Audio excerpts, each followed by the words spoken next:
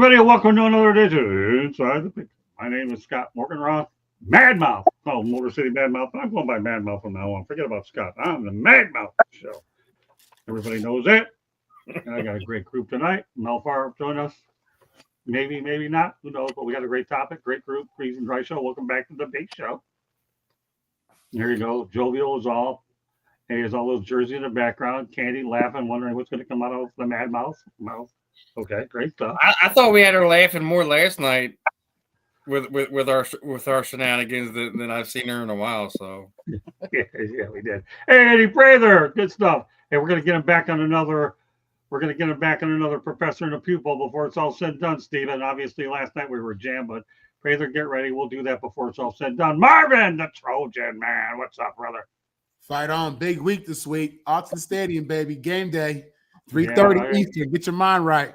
Well, big week for us, man. We got tonight and tomorrow, and we got Ben Troop, man. This guy is awesome when he's on. He's been on a roll lately.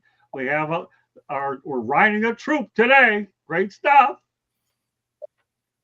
But you know, it's always fun to be on with the squad. I mean, I'm waiting on Mel to get on because I'm waiting on them little subliminal jabs from Marvin, and I'll be like, I love it. It's real subtle, but you can feel it. You can definitely feel it. The heat and the tension between the Miss Candy, you already know what it is. Yeah. Well, I don't know if we're going to get to James Franklin, but we'll mention, he is going to be obviously with Virginia Tech. More on him next week. I have a lot of other stuff that's really, really important, but I'm glad we'll at least get it in there. He kept fighting in there on a roll offensively. Does a wonderful job on Fire Up Thursday night in the Country Club with Candy. Great stuff that he's in there. And last but not least, my main man, Tom Shanahan. And we do a lot of good projects together. We go back to NSMA. Tommy's one of the, like everybody else here, been a great addition as well. Let's get to it. Yeah, good timing. The Michigan State basketball game just ended. Beat Kentucky by 17. All right, great stuff. I'll tell you, we come on next week. I'll tell you what, Tom, we're going to come on next week. We're going to talk about, hopefully the plan is to do a show next Tuesday. We're going to talk about Michigan State football now on next Tuesday's edition of Inside the Pigskin. We do plan to do a Tuesday show. How long we'll do it? We have to do a Tuesday show for God's sake, because it's the leading into Thanksgiving. We're going to go to some words of wisdom. I know Steve has to get off around 9 for like 10 minutes. We're going to go to Kelvin Sampson. Why are we going to him? Words of wisdom from the man. No one loses at anything as long as they don't quit. Guess what? The first week of June, he got a contract extension with the Houston Cougars. You buying that, Steven? Nobody loses when they don't quit. You can still lose it even if you quit. But that's we all have our funky words that we like to use. So I mean, regardless, there's a winner, there's a loser. Regardless if you quit or not, you're gonna there's always gonna be somebody on the losing end, and it is what it is. Well, I guess you're not drinking the Calvin Sampson Kool-Aid that much. Okay, Candy. He's a good coach. Kudos to him. Kudos to him for getting an extension and stuff like that. As far as quitters never win. Don't be a quitter. Marvin? Yeah, I completely agree with him. Winning and success is a process, and there are levels to it, and part of that process is failure. Part of that process is learning from your last experience. Part of that process is just, dealing with the reality of you ain't ready, but, you're getting better. So it's true, man. You look at anybody in sports or in business who you really admire, who you really success, they'll talk to you about failure. They'll talk to you about their comeback. They'll talk to you about, all the things they did before they became famous, through their success. So, yeah, I think failure is part of the process. And as long as you keep going, man, you are a winner. It's that championship mindset you got to have in your darkest days, man. That's you learn that as an athlete, as an entrepreneur. At least I have. And I think failure has been some of my greatest lessons. Great stuff. Okay, Ben. Yeah, I think I know what Coach Sampson is saying. I mean, he seems to be a guy that definitely understands that his players are always listening. People are always listening to him, and I think he does make some great points. But the whole thing about it is, when you look at how how everything happened last year in the Final Four, the national championship game, and how it ended up. Sometimes it's hard to recover from that stuff. It's hard to come back from that, but he obviously is, and he obviously has. He's one of those perspective type coaches. Like he's teaching life while he's coaching. And Coach Campbell seemed like the type of guy. A lot of guys want to get coached under. I'm happy that they had their worst moments against my Gators last year. I definitely appreciate that, Coach Sampson. But no, I respect Coach Sampson. It's hard to do what he's done for as long as he's done it, and he's done it at a high level for a long time. So shout out to him. Hey, Jeremy, I'm with you there about Shedeur Sanders. Put those numbers up, Candy. 416, 39 yards, 0 touchdowns, interception. That'll improve when he goes out there and has an opportunity to work with the first team. Tough thing for him to do. Glad to have Jeremy Ballrick in there. Glad to have Eddie Fraser in there. 20 chapter fanfic And Mel, I know you're just joining us right now, and we're taking a quote here from Kelvin Sampson, who says, "No one loses anything as long as they don't quit." What are your thoughts about that? I even coined their nickname. You said no one loses anything. You said no one loses anything as long as they don't quit. Yeah, I don't know what the background noise is, but we need to eliminate that somehow. So why? Hold on 1 second. Okay, please. Thank you. No one loses anything as long as they don't quit. Yeah. Yeah, I mean, the only person that's ever failed is a person that tried, right? So, as long as, I always say every day, I'm swinging and ducking. That's what I do. I'm just trying to stay in the fight. Just keep swinging and ducking. Try to hit more often than I get hit. And, that's basically what he's saying there. I think it's a wise quote to live by. Well, it is. That's why he's done well everywhere he's gone. Okay. Yo is the UNC meeting. I don't know what that is, but all I know is this is we have a good turnout so far. Okay. The UNC meeting. That's what he's saying. He's saying the UNC meeting. Oh, the UNC meeting. Okay. Then some got past me. All right. Jair Alexander hits the Tom didn't go. Huh? Tom didn't go. Oh, I'm sorry, Tommy. Sorry about that. Go ahead. Yeah, well, he's living proof because he got Indiana on probation. He got tempted by recruiting violations. Yeah. And could have sidetracked his career completely. He had a chance to go to the NBA and be an assistant coach with the Bucks. Yeah. And kind of rebuild himself. And then he was an assistant coach with the Rockets in Houston. Yeah. And he must have established himself well because the University of Houston hired him, and he's been there ever since. So he's a walking example of not quitting because he sabotaged himself. He's also he's a Lumbee Indian from North Carolina. The Lumbee Indians go back centuries in North Carolina. And he also, his first job as a graduate assistant was with Judd Heathcote at Michigan State. Great stuff, Tommy. Sorry about that. I'm glad you got in. All right, well, let's go back to Jeremy Candy compared to Dylan Gabriel's fourth quarter, 6 of 10, 82 yards, 1 TD, 0 picks. Shedeur looks unprepared, of course. He didn't have reps with the first team, but hopefully he'll get that squared away. We're going to talk more about Shedeur Sanders next week on Inside the Picks In. So who knows, Jeremy, stay on board and on call. Depending on how many people show up, there might be an opportunity for you to come and talk about it a little bit more. Lots to get to tonight. Jair Alexander has informed the Philadelphia Eagles that he's stepping away from football to focus on getting himself physically and mentally. According to Jay Glazer, he was acquired from the Baltimore Ravens, but hasn't played for Philly yet. Steven, you're out there. Let's talk about Jair Alexander. Yeah, again, we, me, Ben, and Marvin touched on this last week, but again, we always talk about this, that the mental health thing is always first and foremost before football. He was quoted earlier in the week saying his knee felt as best as it has in years, but obviously was kept off the team plane to go to Green Bay. Thought he would have definitely been there just because that was his old team. Didn't work out that way. Then you find that he's having some issues, and we've already seen this with Lane Johnson. A few seasons ago, wound up stepping away for 3-4 weeks just because he wasn't in the right headspace.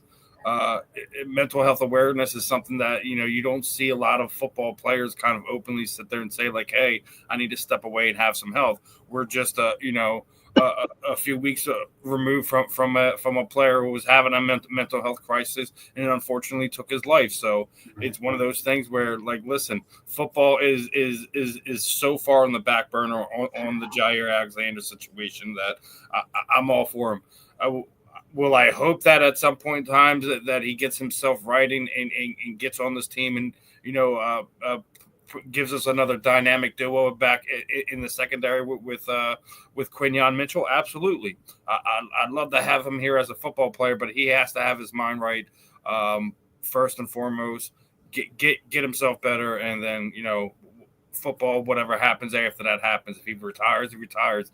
But hopefully he does keep his roots planted here in Philadelphia, and we see him strap it up for my Eagles at some point in time. All right, Tommy. Well, it's a sign of the times.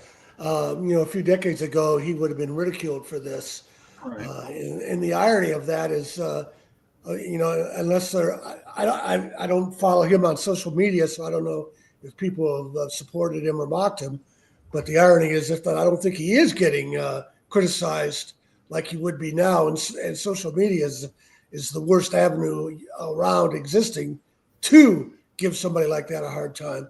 I'm not sure who the first guy was to kind of bring a national awareness or to pro athletes about this, but Kevin Love with the Cavaliers is a very good example. Right. I know you start seeing him more in the media after Kevin Love. Got great points. Okay, Candy. Jair played 8 seasons in the National Football League. He was selected by the Green Bay Packers in the first round of the 2018 NFL Draft, where he spent 7 seasons. He signed with the Baltimore Ravens in 2025 before being traded to the Eagles mid-season. All of that is for naught. Like everybody's talked about, your mental health comes first. Because if you're not on your game, at the top of your game, you could be, if he goes out there and let's say he plays and he's struggling with things internally, then his head's not really in that game. He could be hurt worse. He could, on the field, we've seen injuries and stuff like that. And let's face it, not to say that people's heads aren't in the right place, but this past weekend, we saw an NFL player get upset and spit on somebody else, and then the other person threw a punch. So we saw one get tossed out of the game. One's now out for the next game and suspended. Now, I'm not saying that their minds are right or not. That's up to them. But I give Jair a lot of credit taking this and doing this and stepping aside, because an NFL football career is not that long. And so for you to say, you know what, my health is more important, my mental health is more important than me playing and making a lot of money, I give him a lot of credit. Let's go to the chat room real quick with Jeremy. Love the fact that the Lions in 2022 hired a psychological therapist for their medical team. More power to you. Jamar Chase was unhinged. Okay, go ahead, Mel. You have to understand, professional athletes, they are human beings first. And right. The game is hard enough to play when you don't have all those outside distractions and other things going on in life. Football players, athletes are no different than everyday people. They have things that come up, and for him, his body, he's been hurt a little bit lately. I don't know what's going on in his personal life, but now with what happened with the kid down there in Dallas, you can't take this kind of stuff lightly, whatever it is that he may be going through. So, hopefully during this time, he seeks out whatever help it is that he needs to get his mind back right. If he ever plays football again, it really doesn't matter because football is what he does. It's not who he is, and he has his whole life in front of him. I don't know if he has a wife and kids, but I know he has a mother and a father, and that love him dearly. And the world would not be the same if he was no longer in it. So, the most important thing for this young man to do right now is to do what he's doing, to take the time to take care of himself. You know, I was never a person who was in a position where, as in the NFL, where, you know, a lot of things depended upon me and my play. And, you know, him getting traded, I think, and going to Philadelphia, that's a lot of pressure too. You know, you're the defending Super Bowl champions. He was expected to come in there and fill a void for him immediately.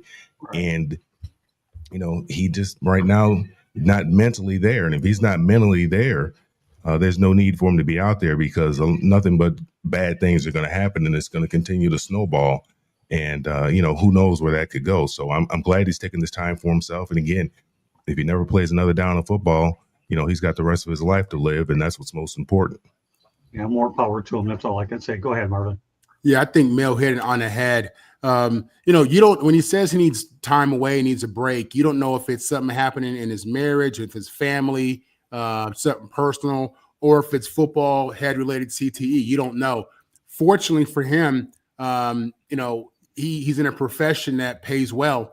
So if he's having a bad day, bad month, something's going on, he can step away. You know, people at Costco, people who working at the corner store, people, you know, everybody can do that. You know what I mean? So, you know, he's earned the right to be where he's at. He's earned the right to make that money. And, you know, he's earned the right to step away if he wants to, if he needs to. He's had a really good pro career, but, you know, your career means nothing, you know, compared to your mental state. You know, again, we've seen so many of these players who had, you know, head-related injuries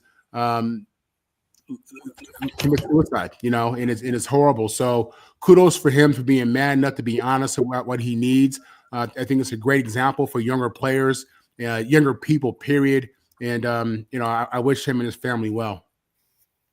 And Yeah, I agree. I mean, I think the thing about football now, especially NFL players, professional athletes, is they ain't asking for permission no more, because they know if they ask for permission, it's going to be a lot of, you know, hoops to jump through. And I think for a guy like Jair Alexander, what he's saying, he's doing this for more than just him. You know how many players was wanting to step away? They're like, I can't.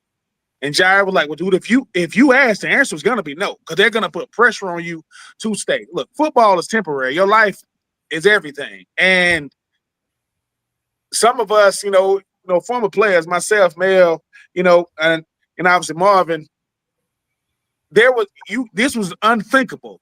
You couldn't even, you would have been ostracized in such a way if you would have done this. And like I said, at the end of the day, man, ain't nobody gonna remember how many games you played, how many plays you made. If you can't remember your kids' names, you can't run around with you.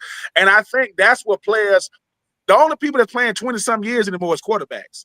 And they get hit the hardest because they got to stand in one spot and deliver the football. But salute to Jair Alexander, man. He's realizing that, look, the only way football is not going to be your identity if you choose it to be something else. Because unless you do stuff like this, it's all you got. So salute to him. I hope he gets what he needs to get done. And if he never plays football again, dude, you still did it. You know, it's like there's nothing else to prove. You know what I'm saying? He still did it.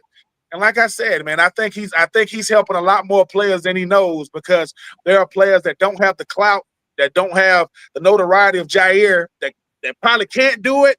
But I guarantee you the first person going to welcome back, if he does come back, is Lane Johnson. I bet you that's the first person going to meet him when he comes through the door. It's going to be Lane. So shout out to Jair. Beautiful.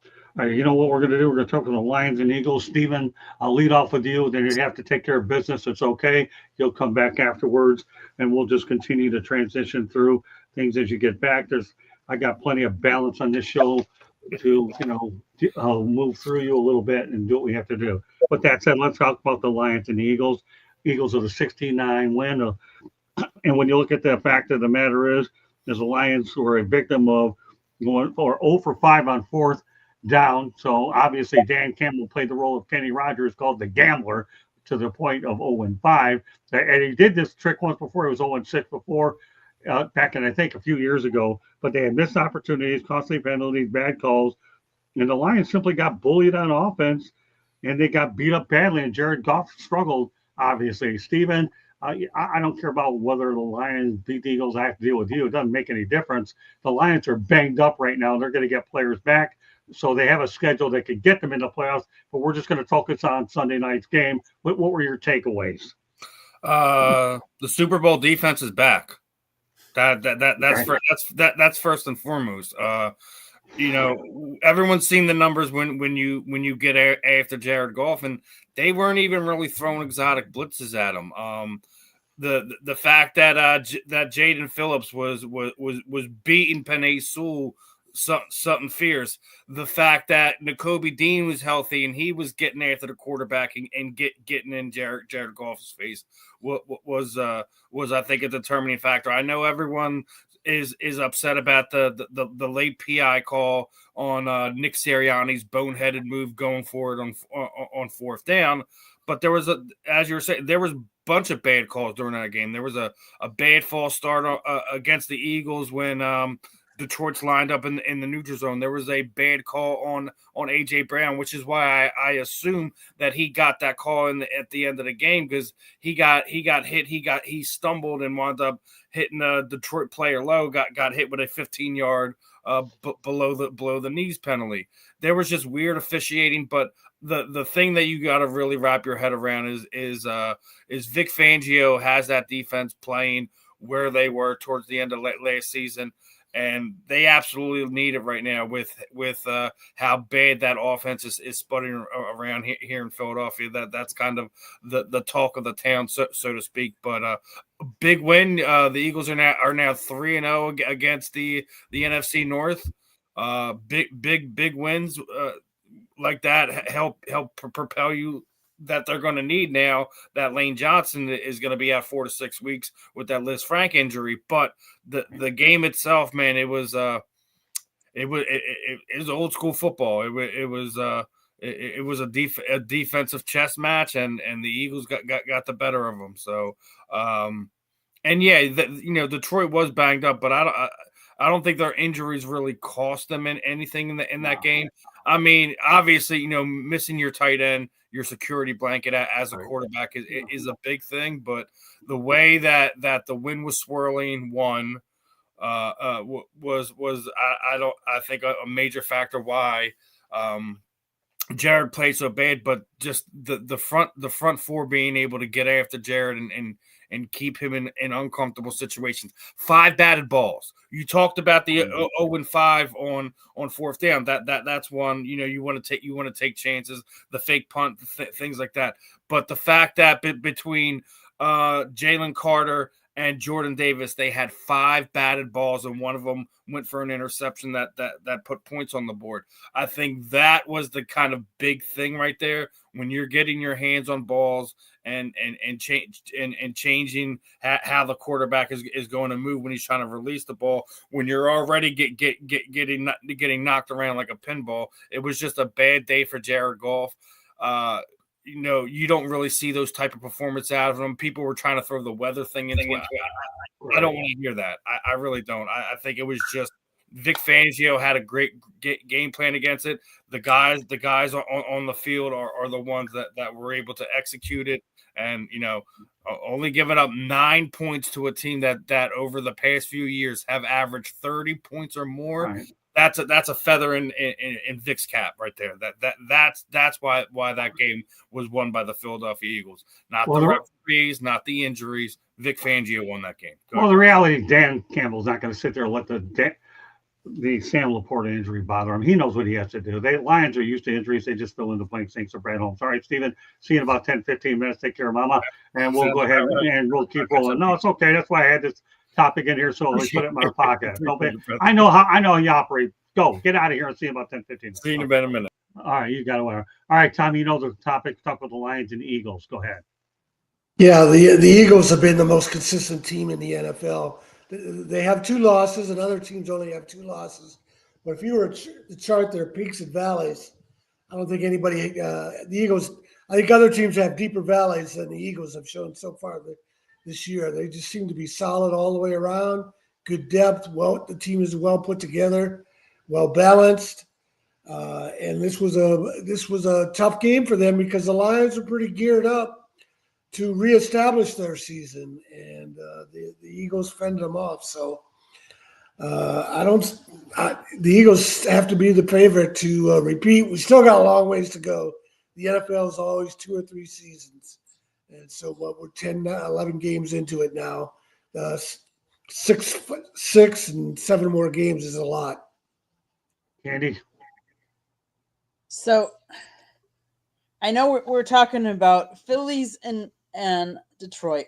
If you would have told me the beginning of before the game that the Philadelphia Eagles were going to hold the Lions to just 74 yards rushing with the duel that they have, I would have said no way.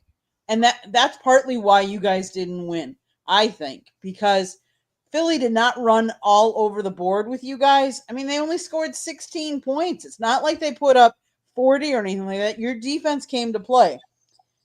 Time of possession, though, the Eagles held the ball for 35 minutes compared to the Lions only 24. Jared Goff just did not get into a rhythm. He looked, and part of it is, and I saw a stat, I don't remember where I saw it, but part of it is he does not do well in cold weather games. I guess he's starting to get used to playing in, Ford Field.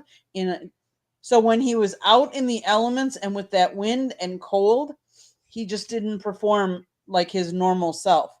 But it's not like the Eagles, yes, their defense was dominant. I get that. But it's not like their offense is really clicking on all cylinders. Like I said, they didn't score 40 on you guys. They scored 16. And they didn't score that many on the Packers either.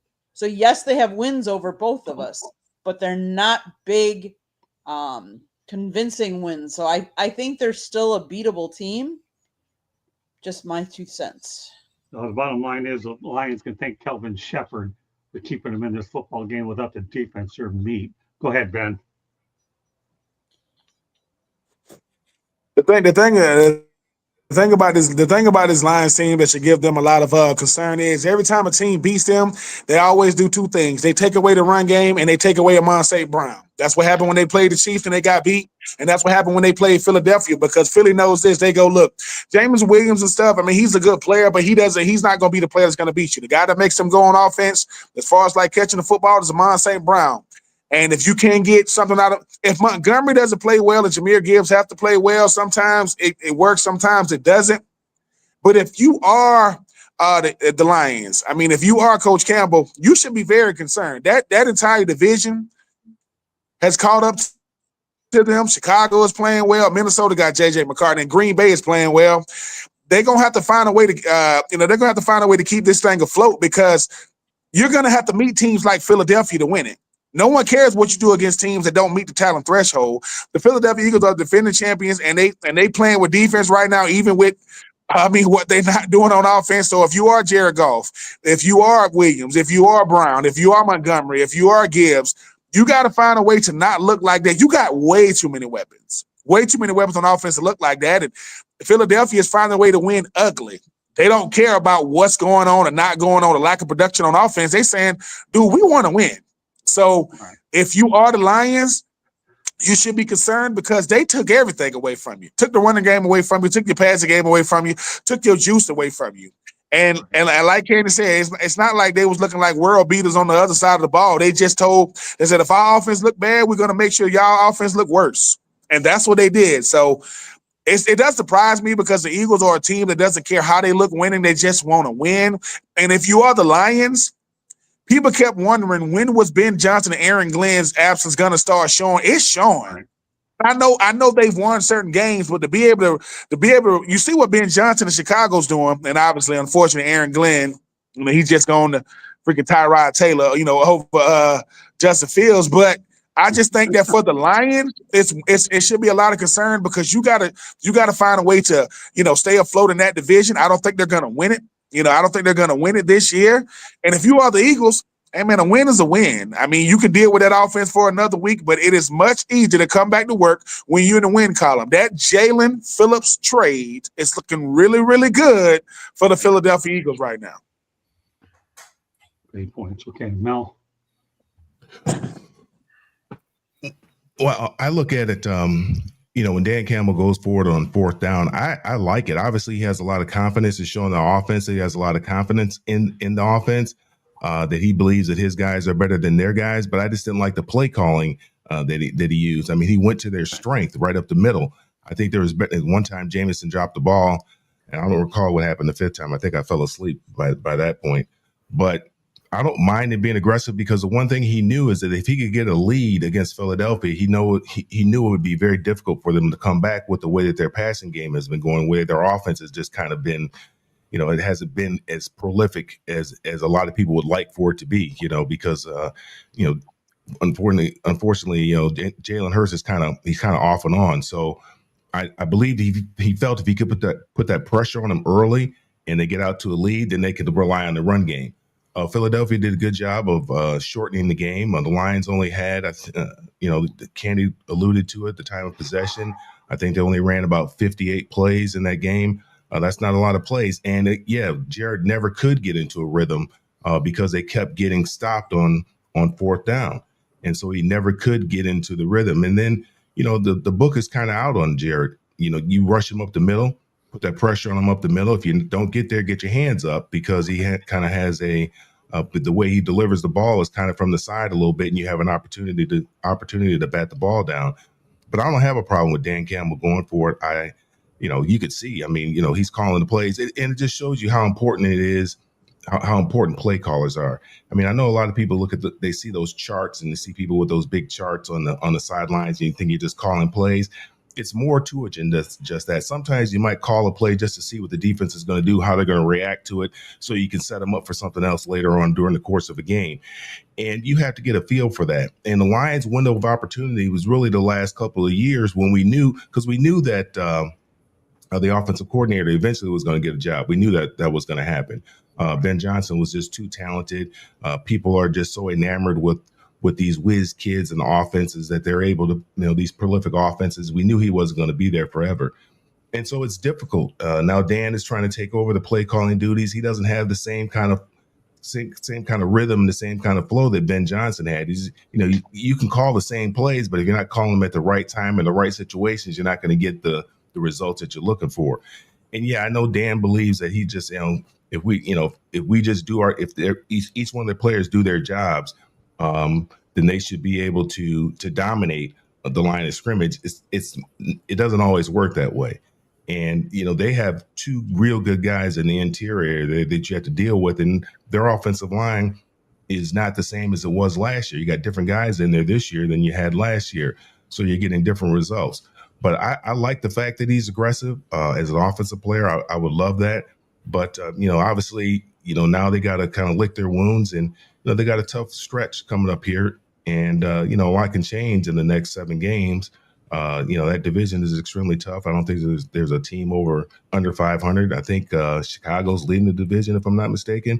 So it's going to be a very, very tough stretch here. And a lot of these games, those last few games are going to be divisional opponents. So it's going to be very interesting to see how this plays out. Marvin? A few shows ago, we had asked, what would happen with Goff with his offensive coordinator gone. You see it. That offense went to Chicago. Chicago balling right now. In regards to Philly, listen, that defense, this is a championship defense. They have premier receivers who they struggle to get the ball to, and they got Saquon Barkley. Philly's tough, man, and the reality is they can get better. And that's what's scary about them. They can get better. So watch out for Philly. In regards to Detroit and Dan Campbell calling plays, 2 weeks ago he was a talk of the town calling plays. Last week not so much. But the story here is Philly, how good they looked on D and how much better they can get this year. Yeah, good points all the way around. Let me just point this out. A year ago, when you think about it, Ben Johnson had 284 points, and now Dan Campbell with 283, comparing 24 and 25. Great points all the way around. All right, well, let's revisit UCLA Bruins. This is what I really like to talk about. But on September 13th, obviously, we know that the Bruins have paid New Mexico $1.2 million to lose 35-10. Enter in Jerry Neuheisel was the answer following a 38-13 blowout of Michigan State. That wasn't too fun, right, Tommy? Jerry Neuheisel as the offensive coordinator. First 4 games, they had 57 points scored. Following the 2 games, they had 80 points, and they're currently 3-7, following a 48-10 loss to the Ohio State Buckeyes. And now it's almost a done deal that they're planning to leave the Rose Bowl, which I think would be a good move for UCLA. But they're still waiting on who the next coach will be. But the biggest important thing I like about this UCLA thing is the fact that even after the coaching change, UCLA did not lose a single player in the transfer portal. That to me, I'm going to lead off with Mel on this. I know this one hits you closer to home. I hit you with a lot. Let's talk about not losing a player in the transfer portal and talk about the circle of events surrounding everything that I talked about, Mel. Well, I'll let you in on a little secret. They didn't lose any players in the transfer portal because of the way that their payments were set up. Really? The way the players get paid. If they decided that they didn't want to play anymore or didn't want to be at UCLA anymore, they got a check in October. They had a check coming in October, like I think the first week of October. And if they wanted to get that check, they needed to be there. So that kind of closed that window for the guys to have the opportunity to leave. But, what point is it leaving at the beginning of the season? You can't play anymore. You can't transfer to one school and go to another school and start playing. So you might as well just play it on out and transfer it at the end of the year. I don't, that window doesn't make any sense to me. But, with UCLA, we're taking it on the chin right now. The last couple of weeks have been tough, but what I can say is I like the fight in the guys. Nico didn't play last week, gave us an opportunity to look at this other kid. I like the fight in them a lot more so than what I saw in the first few weeks of the season. I think the future is going to be bright for UCLA. I know they've been looking at some guys. They've been talking about this coach from James Madison, but he's also. I think Penn State's also looking at him as well, and the guy is from Pennsylvania, so that could be a tough sell. The problem with UCLA is not so much getting the head coach, it's the assistant coaches, because it's so expensive to live out there. $250,000 in Athens, Georgia spends a lot differently than $250,000 in Westwood. You can live like a king here in Athens. In Westwood, you got a little, you're staying in the dorms or something like that. It's just not the same. So that's the biggest problem, is being able, and you need to have quality assistant coaches in order to succeed. I mean, the head coach, yeah, he's the CEO, he's overseeing everything. But I remember we had great assistant coaches that really taught us the game of football when I was there at UCLA.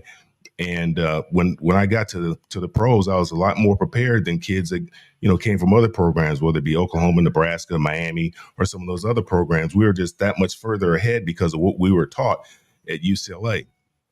And even the guys from USC, they didn't know anything. They just give them a ball and tell them to go on out there and just run.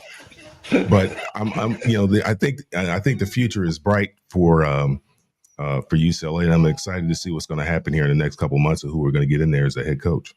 Yeah, and also obviously you got to be pleased with the potential possibility they're going to go to SoFi and leave the Rose Bowl. Is that correct? Oh, I think that's great. I think it's going to be great for the students. It's going to make it a little bit easier commute. I think the parking is probably going to be a lot better. Heck, I might even go out there and see a few more games, because going to the Rose Bowl, it's tough. That's an all-day adventure, man. That's the worst thing I ever did. That was horrible. We'll go to another LA guy. Marvin, what we're going to do the rest of the way, since Mel, obviously, he's a UCLA guy. Marvin, just give us your overall assessment about where the UCLA program is. Obviously, they paid New Mexico a little bit of money, but overall, let's just talk about the overall where UCLA stands now, Marvin. Yeah, well, listen, I think with the NIL and transfer portal, I love them both. I think they're great for the student athletes, but you got to have guardrails. You got to have rules in place. It's really sad that we're celebrating the fact that no players left at the beginning of the season. You shouldn't leave. You shouldn't quit on your team in the middle of the season. If you want to leave at the end of the year, fine. But to say that they didn't leave, look, at the end of the day, every one of those players want to leave. Every single one of the players want to leave. Mel just told you they didn't leave because they wouldn't get their money. You know what I'm saying? So that's the reality of the situation.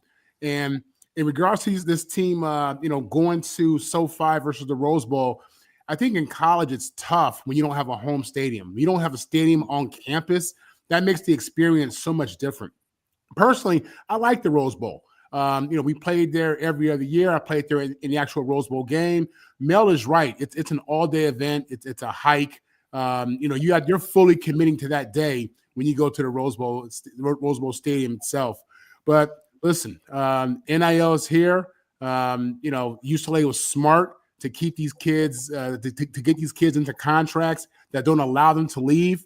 I think every school should do something like that. And I think the NCAA or whatever governing body is going to control college football moving forward, they need to institute something that forces these kids to go back to the real commitment.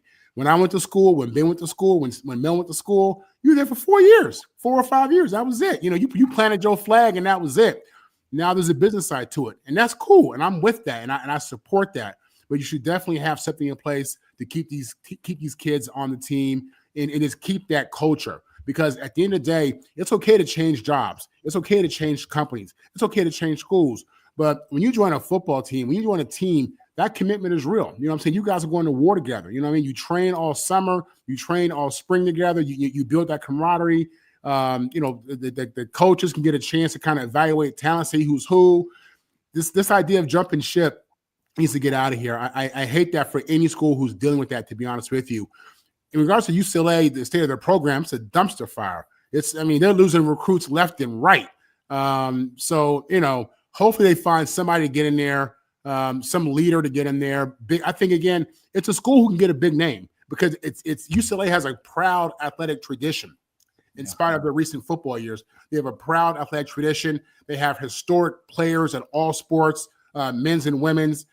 It's in LA, Westwood. If you haven't been there, it's beautiful out there. It's much different than USC. USC is in an urban area. It's a diamond in the rough at USC. UCLA, you pretty much in Beverly Hills. You know what I mean? So very attractive out there if you're a student, if you just live out there. But yeah, this the idea of jumping ship when your team is down. That's not winning culture for your team or for you. And I think as a player, it speaks bad of your own personal brand that you would do that to your team. And if I was a coach on another team, I'd be hesitant to bring that player in. I would, because at the end of the day, yeah, you want your money and that's okay, but there's a team aspect to this thing as well that has to stay in place, I think. Yeah, what's interesting, you talk about the situation in the Rose Bowl. I live it here in Miami with the Canes, Hurricanes playing at Hard Rock, so I can appreciate where you're talking about not having an on-campus stadium. I'll leave it at that. Ben, go ahead. Well, I think Mel just gave the blueprint for the guardrails, right? People look, no one ever talks about the NCAA doing anything about the guardrails because they don't want to do anything. The NCAA don't want nothing to do with setting rules and regulations and guidelines when it comes to NIL. Well, if you are UCLA, they just showed, hey, we understand that we are in the NIL era. We understand that you guys want your money. Well, your money is predicated on your presence. Okay, that's a lot of jobs. There's a lot of situations say, if you're not a salary, if you don't show up, you don't get paid. Okay. But I also think something that Marvin said, UCLA need to flex their muscle and say, hey, dude, there are a lot of schools in this country that don't got the pedigree that we have. I know we haven't looked the part as of late. A lot of schools haven't. A lot of schools have not looked the part as of late. But geographical location got to matter. Do you really think players want to play for Hawaii or do they want to live there? They want to live there. That's why, where you going? University of Hawaii? Why? Because it's Hawaii. Even if I lose, I can't lose because of where I am. If you are UCLA, you got to be aggressive out there because I think the one thing about UCLA that they need to have when it comes to coaches, teams like, Florida and LSU and Virginia Tech, even though they got James Franklin, flex your muscle, man. We UCLA, we want a big name. A big name means I don't got to introduce him after I tell you his name. I don't got to give you his resume. I don't got to say he did this and he did that because sometimes you want to take a big name and put it with a big brand. UCLA is a big brand. And you want to, so when it comes to these coaches, nothing against Coach Foster that was a former Bruin. It's like, dude, you got to know where you at. Because like I said, I played with a lot of guys that went to SC, but they would always talk about how nice UCLA was, man. They say, yeah, man, everybody think when you come to, SC, you're going to be out here in the Beverly Hills. You in SoCal, no doubt about it.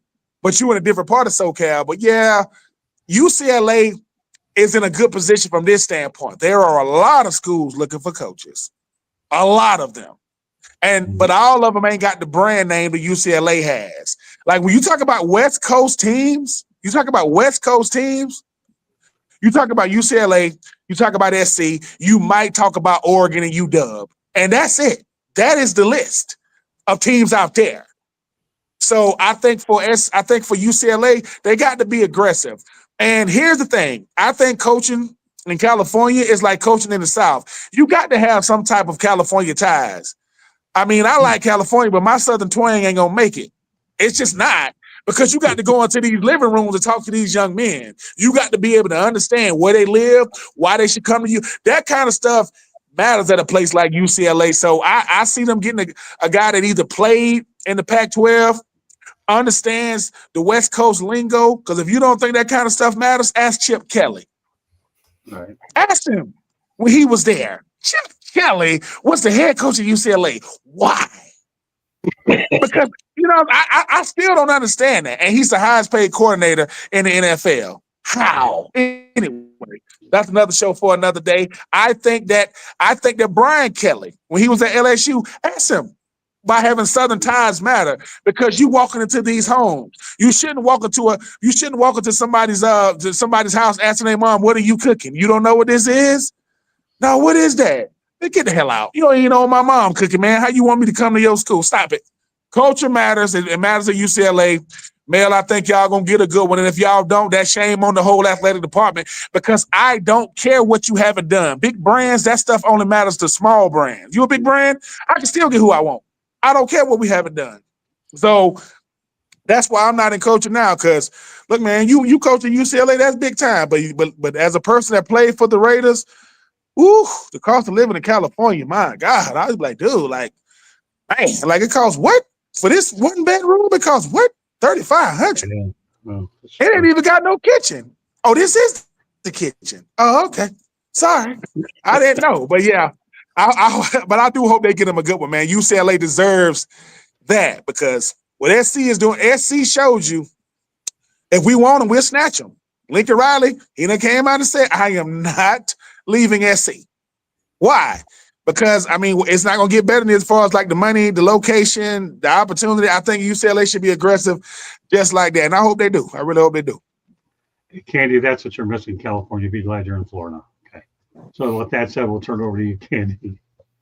Your take on UCLA. So all the points that we've talked about, I mean, who wouldn't? Everybody, let's face it, everybody's looking for the next Kurt Signitti. Indiana. He's taken the Indiana program from nothing to relevant and then some in just a couple of years. So every UCLA, you've got the pedigree behind you. You've got the name. You've got the pretty backdrop. Who wouldn't want to go there? So now go out there and find who is the best for you and go get them. Because UCLA is a landing spot, not a dumpster fire. And as far as this NIL and transfer, I'm glad they had to stay, because you hated to see the bowl game where the team had to forfeit because they didn't have enough players because they had all transferred out, and that's just sad. These kids went to school to play the game, and just because a coach is no longer there to transfer mid-season, there's no, even if you wanted to transfer and go play for somebody else, there's somebody already else there. Let the season play out and then figure out, and don't be so quick to just jump ship. Maybe the coach that they're going to bring in is going to be the best thing for you, instead of, putting your name in the transfer portal. Great point. Stephen, you want to talk about this, or you want to move on from it? What's up to you? I mean, I don't have much to say. I mean, Okay. UCLA has produced what? A handful of all-time greats in the last 20 years. So, I mean, Right. I mean, they're in the Excuse me? A handful. Excuse me? In the last A 20 handful. years, a handful, yeah. In the last 100 years, a lot. But 20 years? What y'all done, man? I mean, some of the most important figures in sports have come out of UCLA. What are you talking about? Now, understand this. I understand UCLA is a basketball school. The further and further I've gotten away from being there at UCLA, the more I understand that UCLA is a basketball school. John Wooden put UCLA on the map with what they did in basketball. I was fooling myself when I was there, thinking that UCLA was a football school. We thought it was, we thought we were doing something. We weren't doing a whole lot. we know what the guys in basketball, what they're doing for the basketball team. We know how they were living. We weren't living like they were living. Basketball players, they were getting that NIL money way back then, man. I can tell you that Reggie Miller was living in Bel Air, driving a Porsche, driving a BMW. Jack Haley, he had a Porsche with the front windshield tinted. I'd never seen that before, man. He had the front windshield tinted in his car. Those guys were getting paid. Walt Hazzard was taking care of his guys. Pooh Richardson came from Philadelphia. Those guys always had money in his pocket. Always, man. Those guys were getting taken care of, living good. I can tell you that. UCLA is a basketball school. Now, it's going to depend. What's going to happen is going to depend upon whether or not they're really serious about being a football school, whether they're serious about winning in football. Mel, I think the biggest find thing is getting your guys a big coach during the offseason, whether it be somebody the likes of a John Gruden or something like that. You have to get that. You're going to have to get a splash. Don't shake your head, Ben. We already talked about this last week. Don't shake your head, Ben. But I mean, if they get John Gruden, they are not serious about football. If they get John Gruden, they are not serious about football. For the simple fact that I was on the Tampa Bay Bucks in 2008. I was on that team, right? That was the last time. That was before he left football and then came back with the Raiders. Here's the thing about John Gruden. John Gruden is great for sound bites, and he knows offense. That's why John Gruden ain't nothing but an older Chip Kelly. They thought Chip Kelly was going to do that, and Chip Kelly had them doing. Chip Kelly had them boys out there doing calisthenics on the field. Come on. John Gruden's an older Chip Kelly. Chip Kelly's not older than John Gruden. Chip Kelly's older than John Gruden. I mean, they about to either. Well, here's the thing. If you put the number one in front of Chip Kelly and if you put the number one in front of Chip Kelly and John Gruden, you're gonna have the number 100 because I think they're both zeros. They are not UCLA head coaches. Not in 2025, Mel. 2025. I'm not asking for John Gruden. The fact that John Gruden. I'm going to get to John Gruden in a minute. Steven, I'll tell you what, I can't send you any more topics anymore, you sick man. Otherwise, you're going to overlap and kill me. So from now on, I'm not sending you any more topics anymore. You use this as a cheat sheet. You're killing me. But let's be clear. Steve said in the last 20 years, they haven't produced but a few guys, and that's true. UCLA's greatest history goes, way back. You're talking about the 60s, the 70s, the 80s. This is when, and they win the championship in 95 in basketball. But since the year 2000, what has UCLA done in anything? You know what I'm saying? Prior to that, yes, they got history, numbers, championships, but yeah. In anything, what are you talking about? What have y'all done in 20 years? Y'all could be king of softball. We haven't done nothing in softball. That's where we're going now. Softball. That's a mic drop. That's a mic drop. You said anything. You said anything. I don't care. Beach volleyball. You said volleyball. You said anything. You said anything. You're reaching now, brother. Gymnastics. You know what I'm going to do? I'm going to start sending you my version of my written topics. You said anything. Softball, bro. We done. But you said anything. That's how you know a man is lost. He brought up softball and football. We do great. We do great in the Olympic sports. Okay. We do great in the Olympic sports. Troy Aikman. I mean, that was 50 years ago. 50. Talking about Maurice Jones-Drew, something like that. I mean, I think who else? Like that guy's all over the place. Hold on. You got the GOAT. You got the GOAT. Mercedes Lewis is still in the league, baby. He's still getting it done. There you go. He's still getting a check. And I think he drives a BMW though. I don't know if he drives Mercedes though. He's still getting a check. For the record, John Gruden is. If we're going to talk about UCLA greats, we got to mention that Kenny Easley passed away because he was one of the greatest safeties of all time. A couple days ago. They're hiding that too. But I want to say, it's a shameful state of college football that UCLA, with their great history, is in this predicament. Normally Tim Skipper, the interim coach, and then Jerry Neuheisel with his new play calling, they've revitalized the energy on that team. Yeah, and that used to be what you look for in a coach and in a program is energy. So they've got it, but there's so many more factors. Yeah, they got to get some horses. NIL money, guys transferring out in the portal. college football is just in a disgraceful state. And Mel, that's the first time I've heard about payments on a schedule. I thought all the schools just paid their players a lump sum. And that's smart. And, That's smart. No, we had asked that question. What I'm trying to say though is Mel makes a good point that they were smart. Well, what's to stop Alabama or Ohio State from taking that same kid and saying, we're going to give you all the money right now? So that's the shameful state of college sports. And as far as SoFi Stadium, when UCLA used to play at the Coliseum, USC and UCLA shared the stadium.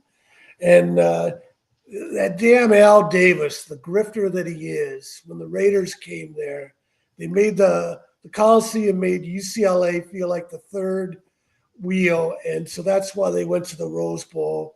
And then they tore out the Olympic track for Al Davis. Yeah. The history of the Coliseum is track as well as football. And so it's just a disgrace. UCLA's been caught in a lot of bad turn of events in college football. And from everything that we've discussed, Ben mentioned in meeting the parents, getting to know the parents. And Mel, you'll like this story. I got to add this story.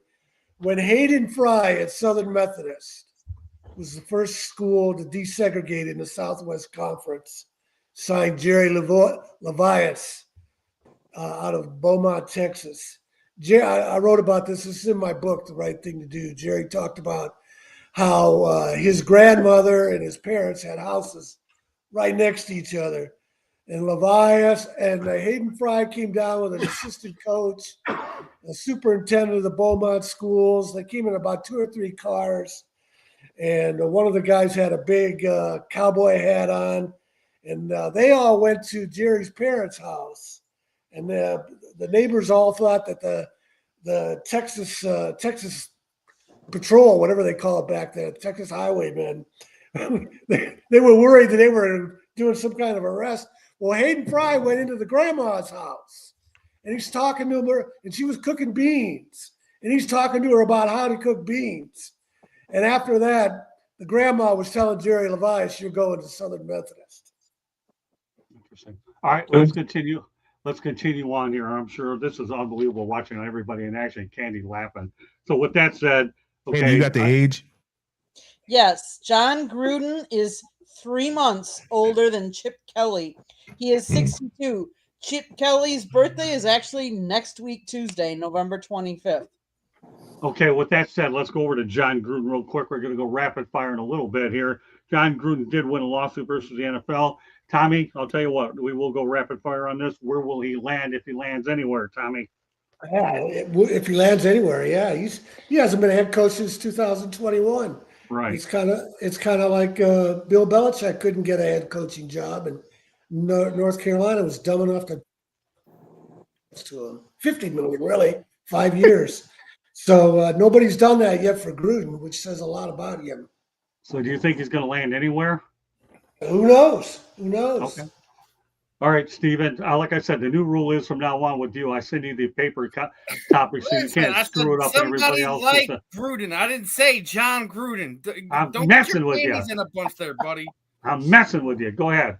Answer the question. Listen, we brought this up last week. Me and Ben, right?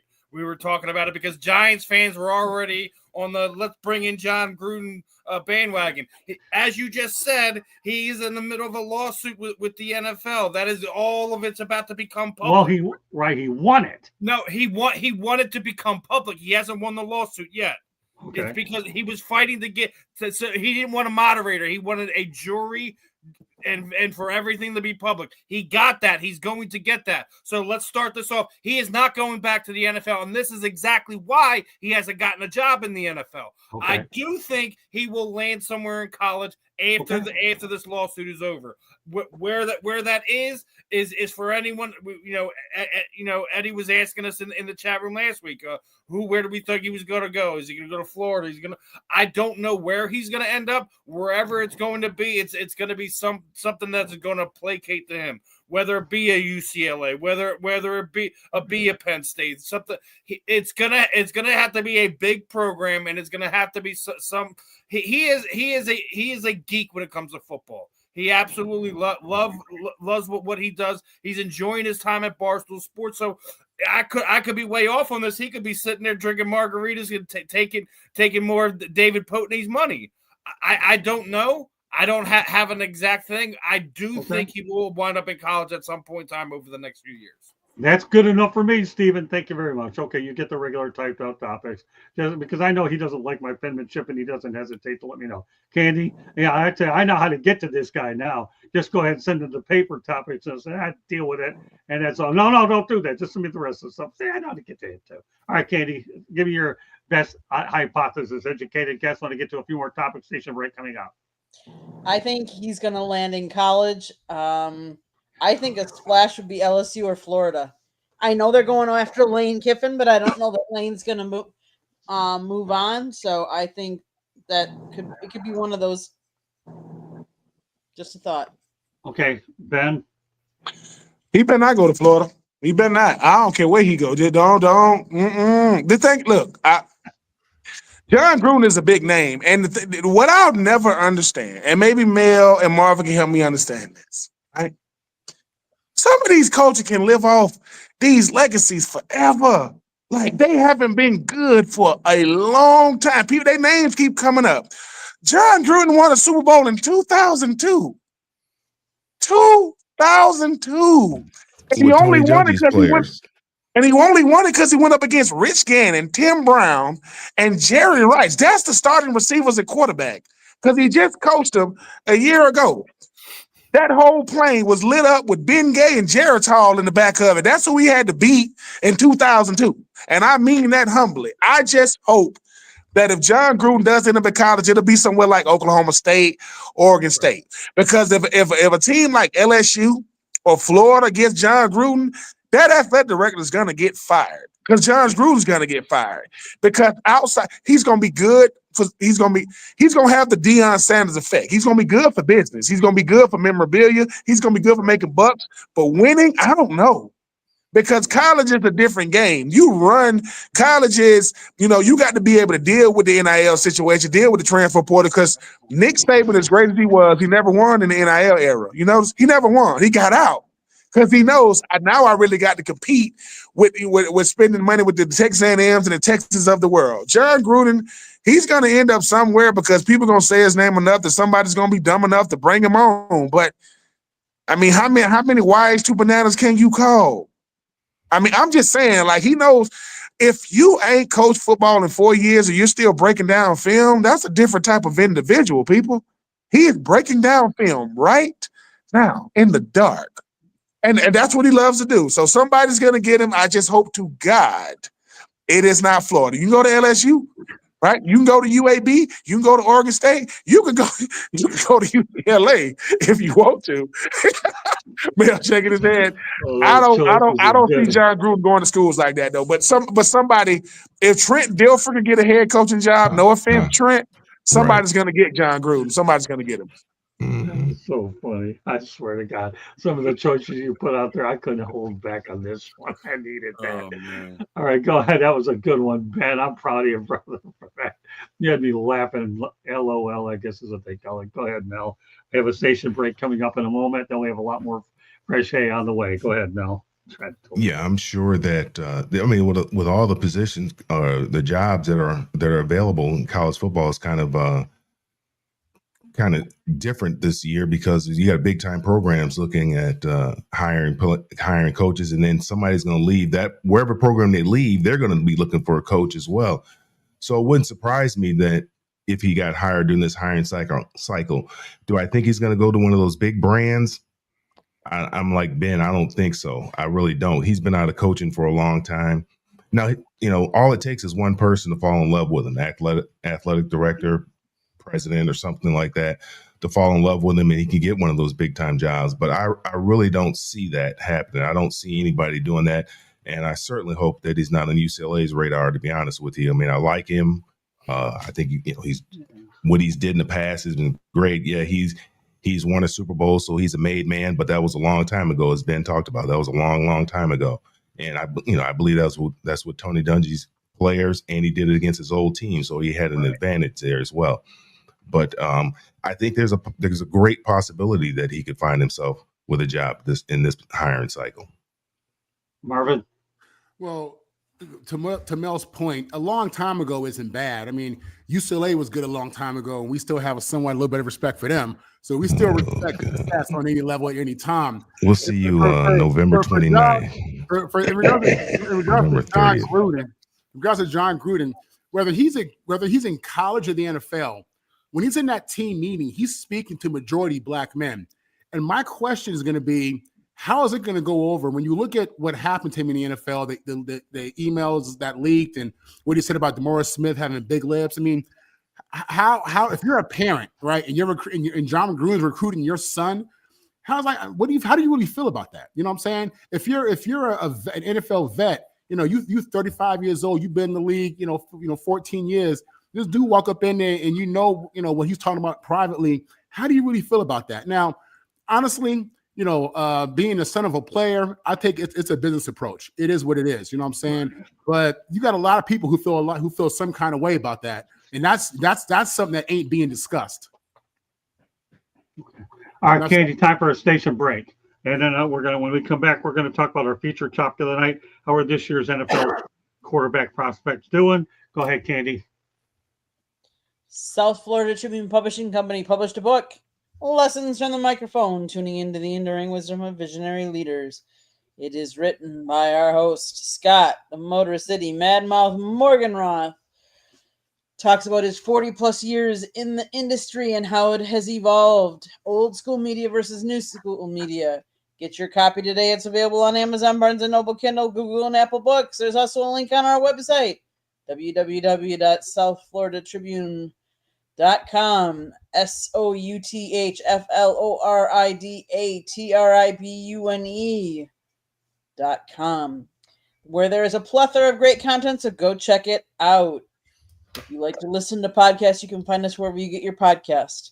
If you want to advertise or sponsor a show, or even be on a show, be a guest, or have topic ideas, you can always email us at southfloridatribune@gmail.com.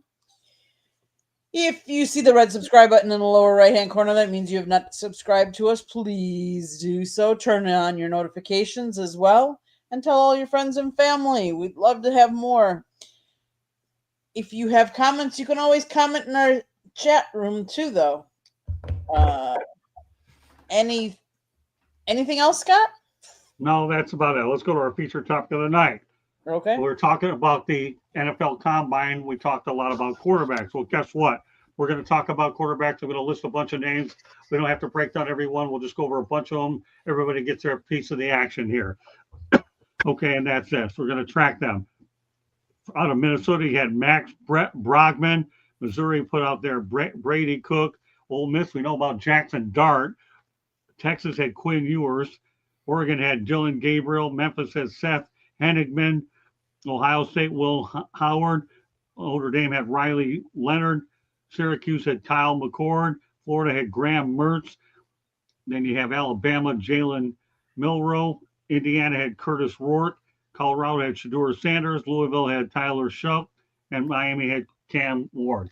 Okay, Tommy, obviously you follow the college ones. Which one of these impresses you the most about where they're at? I know there are a lot of who? I think it's pretty easy to say Jackson Dart of the Giants. Okay. But it's disgrace. I got to repeat what Jeff Saturday said on ESPN about Kevin Stefanski and Shedeur Sanders. He said it's malpractice.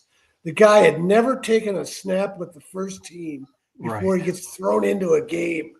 Does Stefanski have some kind of grudge against Sanders because Dylan Gabriel was his guy? We know that.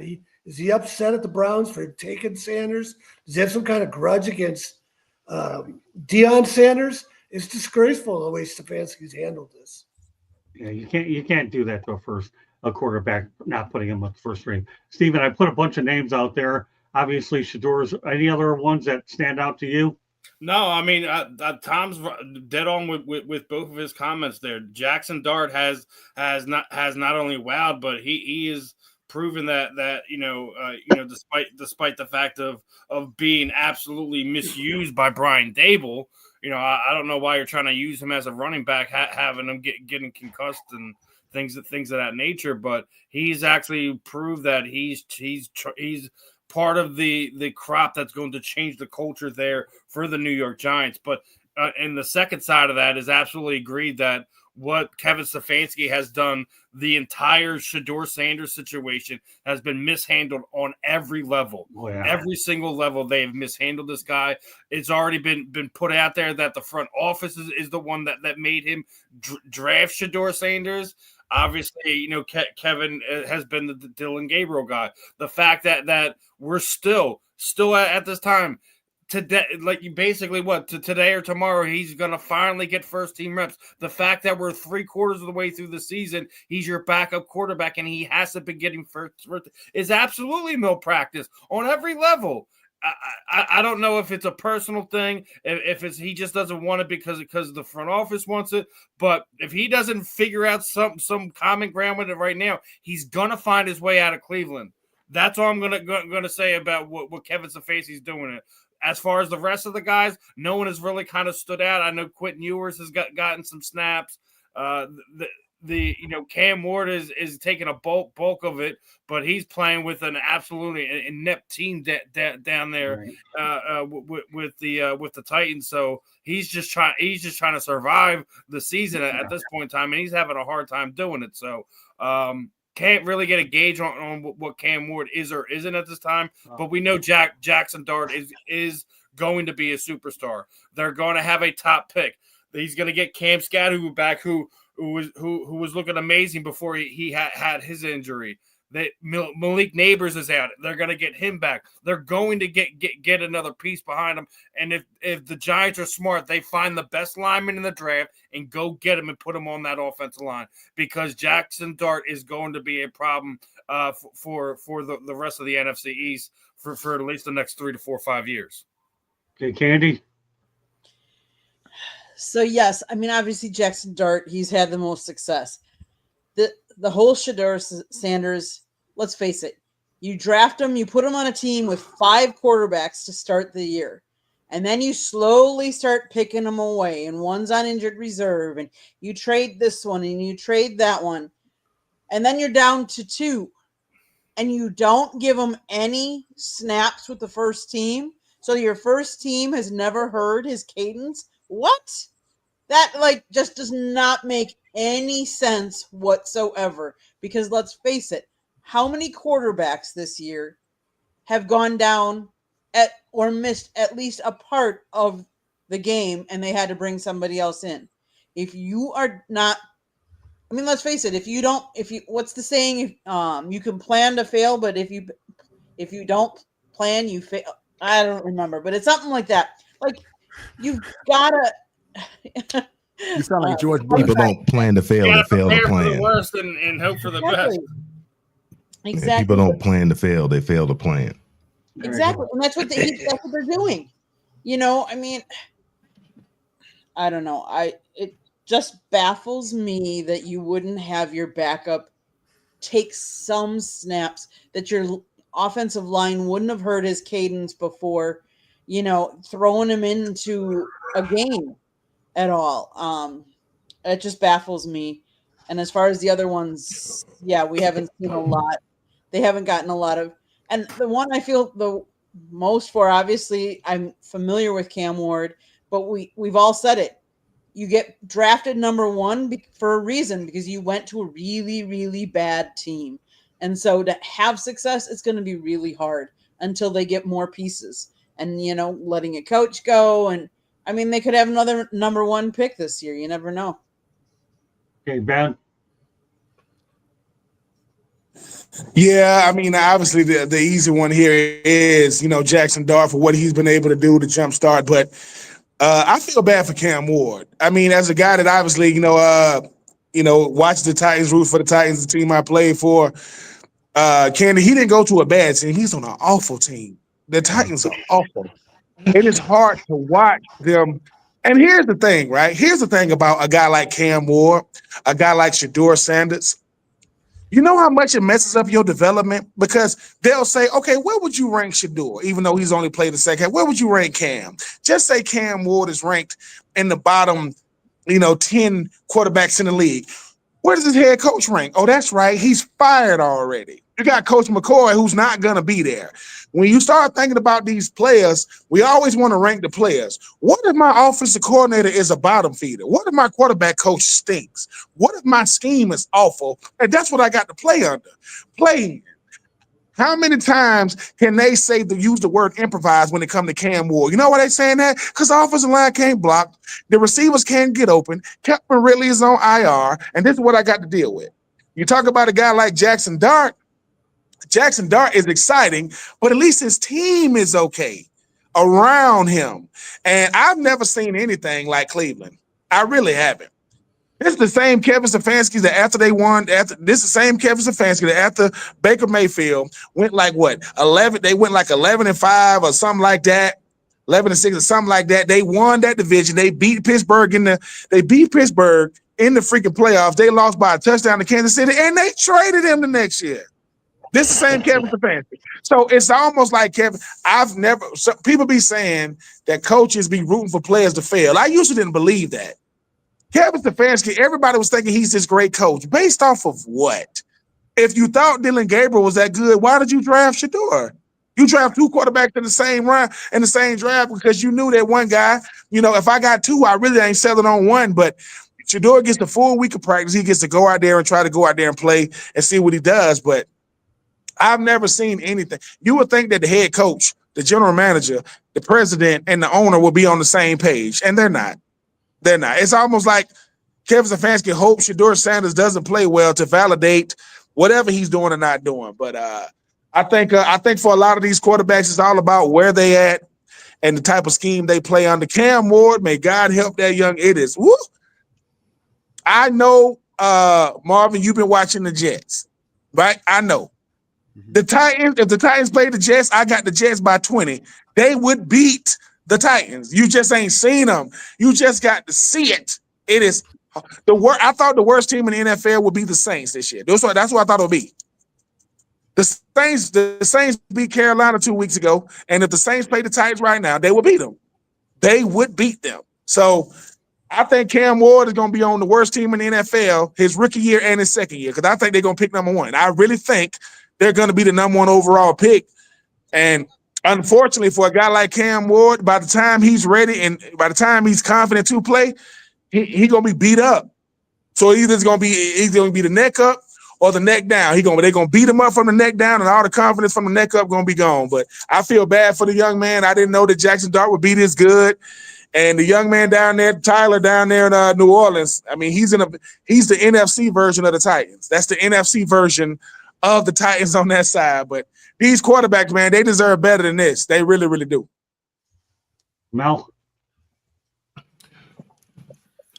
I think a lot is being made out of the fact that Shador didn't get any reps in practice. And I think Marvin and Ben know this. I know the one thing, and Marvin played for Coach Robinson. The one thing that Coach Robinson always talked about, man, is we're going to get on our feet and off our feet. Practice was only an hour and 30 minutes, maybe an hour and 45 minutes tops. Coach Robinson believed in getting off your feet. So we're going to be, and practice is always moving. It's always moving. You're constantly moving. And it's not all team. You're not doing team all day long in practice. You got individual work. Then you got offense. You're working with the offensive line. You got 7-on-7. Then you come together at the end of the practice. You might do 20 plays of team, and then it's to the house. So it's not a whole lot. You're getting a lot done in a short period of time, and they don't have a whole lot of time to give everybody opportunities. Everybody can't take reps. You got the people who are going to get reps are the people who are going to play out there on Sunday. Mark Herman may have gotten, I can't even remember, he may have gotten a rep or something like that. They might tell him, go in there. You've got to take mental reps. That's what you have to do. You have to take mental reps. So then when it's your opportunity in the game, if somebody goes down, then you have to be prepared to go in there and know what you're supposed to do. Now, you may not have physically done it in practice, but you've taken enough mental reps where you should be able to go out there and do it. not saying he didn't have any reps in practice is no excuse to put that. Now, there was a lot of drop passes out there too. I know he's 4'16", but there are some drop passes out there that may have got him to 50%, maybe. I don't know. I didn't see the whole game, but he's got to be prepared mentally. He knows he's a backup quarterback. He could go in there at any time. You got to be prepared to play. And the one thing my dad used to always say, the one thing you can't hide is performance. You can't hide it. So he had to go in there and he had to perform regardless of what the situation was. He had to go out there and perform. And unfortunately, he did. Now, whether or not Dylan Gabriel was able to go back out there this week or not, I don't know. We'll have to see. But as far as, I know they're making a big deal out of Jackson Dart, and him and Cam Scadaboo came out there and they, thought they were taking the NFL on, by storm. And, these guys are grown men, man. They see all this kind of stuff. And, Jackson Dart running around, you can't do all that running around in the NFL. You can't do it. You're going to get hurt. They're going to get you. I mean, they want you to get outside the pocket so they can get an opportunity to get a good lick on you. And that's what happened to him. Somebody got a lick on him. And it wasn't even really a good lick. We got a decent little lick on him, and that put him out. Now, what happens when they get a good lick on him when he gets out there? He's going to really be hurt. So you got to win the game from the pocket. He's exciting and all that kind of stuff, but he's got to learn how to play from the pocket, play from within himself. All the extracurricular stuff is unnecessary right now. You're a rookie, man. Go out there, learn the game, try to play the game at a high level, and help your team win. All the other stuff, you have plenty of time to do that. If you're good, you have plenty of time to do that if you succeed and learn to play that position at a high level. Okay, you know what we're going to do? Ben, I've got one more topic to get you out. Marvin will continue this other one. Just give me your quick thoughts about what took place at the tragedy surrounding gun violence and John Beam last week. Obviously, the guy that was charged, his name is Cedric Irving Jr. for murder. This is a really bad tragedy that just took place. Give me your quick thoughts. I know you have to get going in a few minutes, but I do want to address this real quickly and a few other things. We're going to go rapid fire in a couple topics. Go ahead, Ben. Real quickly on obviously John Beam. Rest in peace, Coach. Go ahead, Ben. I mean, obviously, I got to know Coach John Beam on watching at Last Chance U on Netflix, and just a guy that came up in that community, who understand that community, who understand the kids, who understand what they're going through, and use football as a beacon of hope, a beacon of a way out. And to have that happen to him is a tragedy in so many ways. I mean, coaches are more than just father figures and mentors, man. They provide, a way of escape for some of these young men who could sometimes feel trapped in a place like that. And it's just, I mean, I understand that gun violence is a real thing, man, but you would think that they would be, and they said that he was just talking about gun violence and being able to protect the players and the people on campus, but that kind of stuff is hard to stomach because, he good people from what I saw. I mean, he's a guy that was very beloved in his community, very beloved by his players, very beloved by his, the school he worked at. And it just shows that we got a lot of work to do in this life because gun violence is a real thing. Gang culture in certain parts of the country is real. It's real as it gets. And I think for a place like that, they're going to have to rethink how they go about safety. I know you got to be able to protect the people on these campuses and around these campuses. And if you understand the part of the city that you in, you know what's up. And whether you the president, whether you the dean of students, just because you don't live over here, you work over here and you know what it is. So what happened to Coach Beam is a tragedy. It shouldn't happen. It shouldn't have happened. My condolences to his family, but he meant so much to so many, and it was bigger than football, and they took away a good one. So I just hope that the school understands the severity of the situation. They take the proper precautions to make sure that something like that, you can't prevent it, but prevention should be at the top of your list.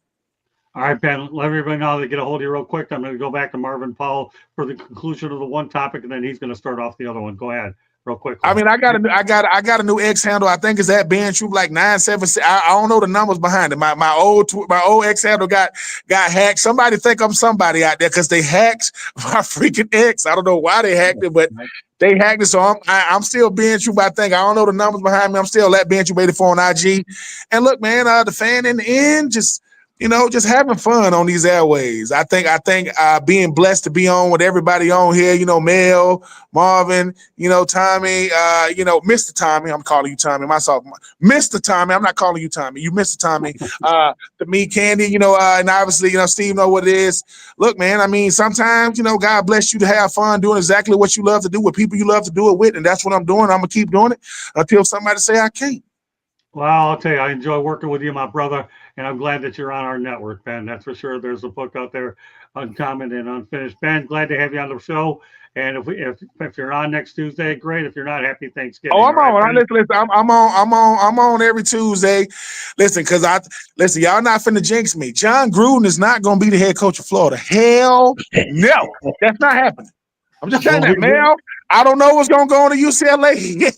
No, we don't need him. I know he live in Tampa. Just keep your house down there in Tampa. Do not come to Gainesville. Keep that 727 area code. Do not switch it to 352. We're not dealing with that. Nope. All right, well, we will be doing a show next Tuesday night, and cast to be determined. Thanks again, Ben. I know you got to roll. Thanks very much. Okay, Marvin, back to you. We'll go ahead and let you conclude about the quarterbacks, and then we'll talk about the tragedy that took place. Go ahead, Marvin. Let's finish up with the quarter ones. Yeah, of the list that you gave us, Jackson Dart is obviously the guy.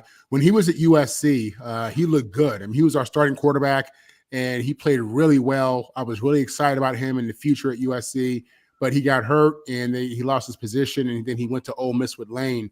He's the guy. In regards to Shador, people were talking about, remember when Caleb Williams, when it came out that Caleb Williams' dad was talking before the draft about how he didn't want to go to the Bears or go somewhere, where his son won't develop because of a revolving door and all this stuff, and a team who has been horrific in what they've done to young quarterbacks. Listen, the reality is this: that happens. Eli Manning, his dad, had him set up so he wouldn't go to the Chargers. He wanted to go to a place where they had real leadership. What you see with Stefanski is ego exists.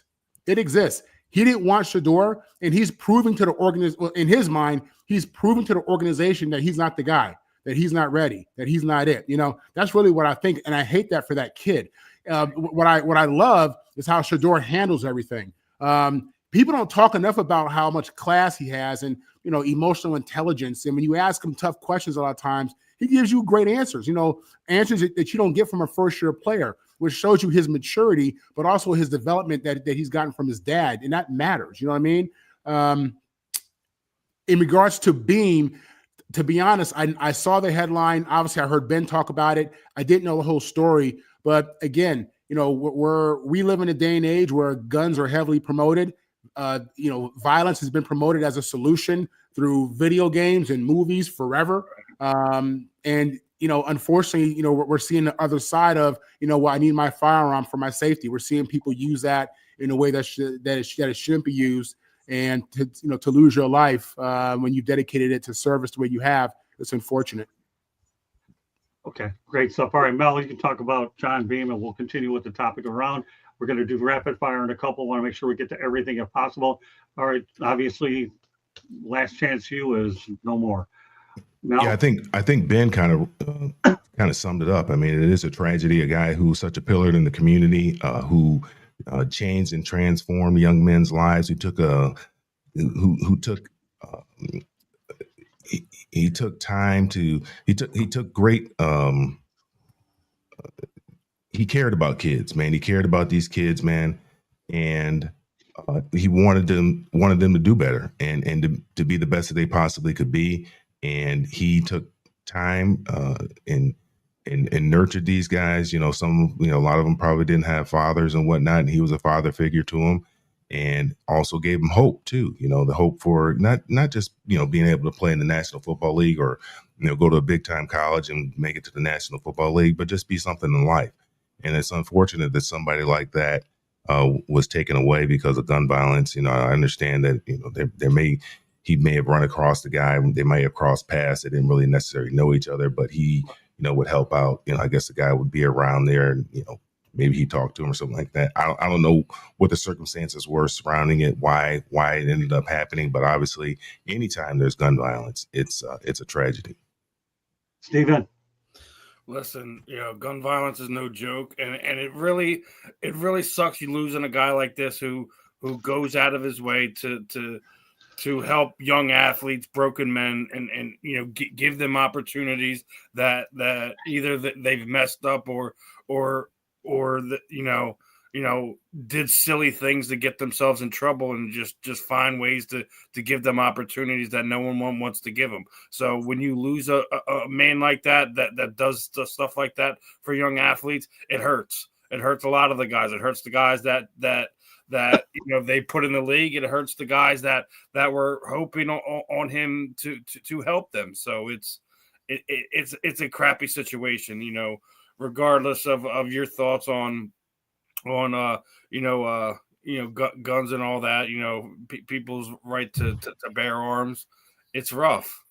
So thoughts and prayers with the people that's affected him in his life, and looking forward to seeing some justice on it in some way, shape, or form. Candy. They're sleeping. Candy. Oh well. Tommy, I guess I put her to sleep, right? You're working her too hard, Scott. Yeah, I'm working. Whoa! It's a family show, Mel. Come on. Yeah, I know. That's all right. It is what it is. All right, go ahead, Tommy. Well, yeah, this is age-old problem with guns. I can see the reels popping up here that she's out there sleeping. I'll tell you, we put her to sleep, didn't we? Okay, great. I'm just kidding with you. But go ahead, Tommy. This whole problem with guns in America and Charleston, Heston. She woke up. She's up. Cold, dead fingers. And it's in states that vote to let people carry their guns. I've read a little bit about this, and they said that the kid targeted somebody, but they didn't say he specifically targeted Beam. So it's a strange story. But the other thing that's upside down about our society is Beam probably never made a big paycheck. He probably was able to cash in a little bit up from Netflix, but good for him. Yeah. But meanwhile, the people that are out there dealing with the problem kids don't make any money. And meanwhile, we got Brian Kelly walking away with $54 million. And Bill Belichick, a 73-year-old man, suckering North Carolina into giving him $50 million. That's our society is just upside down. All right, Mrs. Sleeping Goddess, you up there? I'll tell you, I can tell when you look at the reels here, and they're going to see you're sleeping. We'll probably get more views because of that look there. But let's talk about Coach John Beam, Candy. We'll have to beam you up. You are, huh? Yeah. Well, you keep me up late, I tell you. Okay, keep going, Candy. We only have All right. This is a PG show. Exactly. Okay, we'll keep it that way. It's just unfortunate because, like Tom was saying, the ones that work the hardest, that work for, that are coaching, like, I go back to like my dad. My dad taught high school math. And who did he teach and who did he have the most success for? He taught the ones that nobody else wanted to teach. He taught the ones that were harder to teach, that he had to relate to,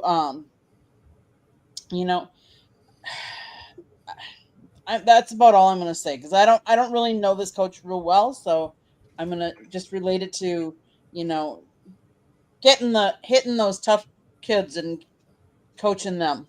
Okay. Well, yeah, I'll say this. I may talk about a little bit more tomorrow night. I'm sure it might be appropriate, but reality is it is unfortunate that Coach John Beam is no longer with us due to an act of gun violence with Cedric Irving Jr. I can tell you right now, we talk about life, winning football games, things like this, but there's more to life than just winning football games. We're talking about a guy that passed away who was an ideal role model. Rest in peace, John Beam. We're going to go rapid fire on a couple of topics, and I mean rapid fire. Back in April, before the draft, the Dallas Cowboys received Joe Milton III, a 2025 fifth-round pick from New England for a 2025 fifth-round pick. and obviously, when we look at the whole situation, when you look at Milton, the guy has a live arm. So would you say, Tommy, real quick, that he's heir apparent to Dak Prescott at all? No. You don't. Who was the guy the Raiders drafted #1 overall that had the giant arm from Marcus Russell. Yeah, he never made it. So Milton played at Michigan, where you had plenty of great offensive linemen in front of you to take care of you, and he never did anything. So no, unless he develops, he matures. I guess there's always that chance, but I don't think he's going to be a quarterback.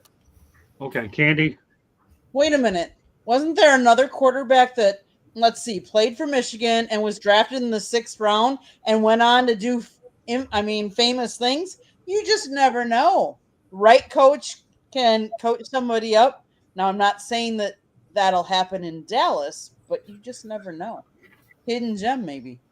Yeah. Or that was Lloyd Carr, like the other quarterback, more than Tom Brady. There you go. Yeah, the other quarterback, I forget his name, but he had been drafted in baseball as well. And he was a Michigan kid. State of Michigan. There you go. All right, Mel, what do you think? What are your thoughts about Joe Milton?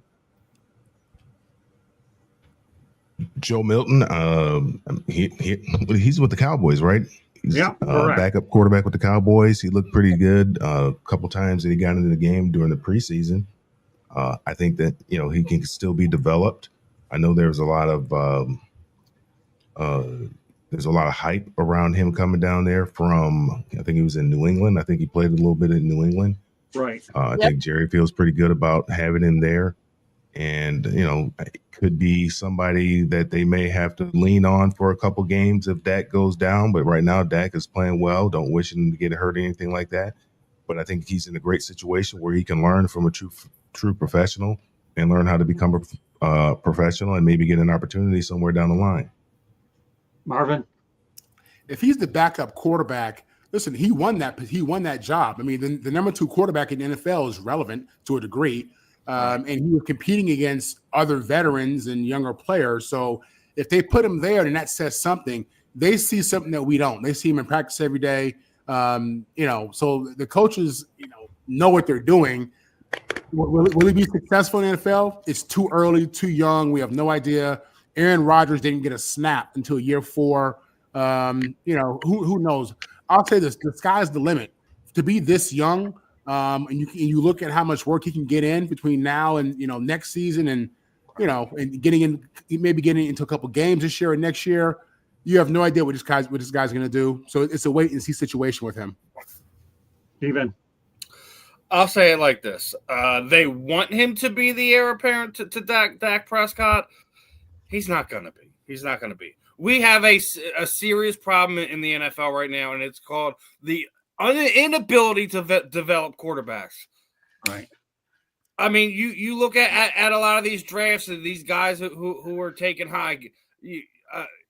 It's a laundry list of guys who are out of the league or they can't stay on the field and losing their jobs to other guys.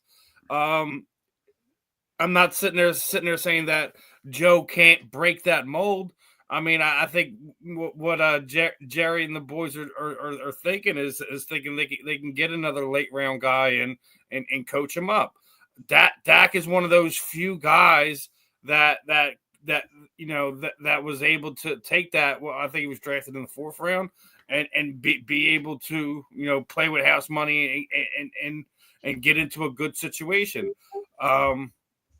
With who they have on the outside as playmakers, I think anyone who is at least more than proficient can run that offense down there in Dallas. But we'll see if Joe's able to pan out. But if you're looking around the league, you see a lot of these first round guys are more often than not failures, not successes, unfortunately.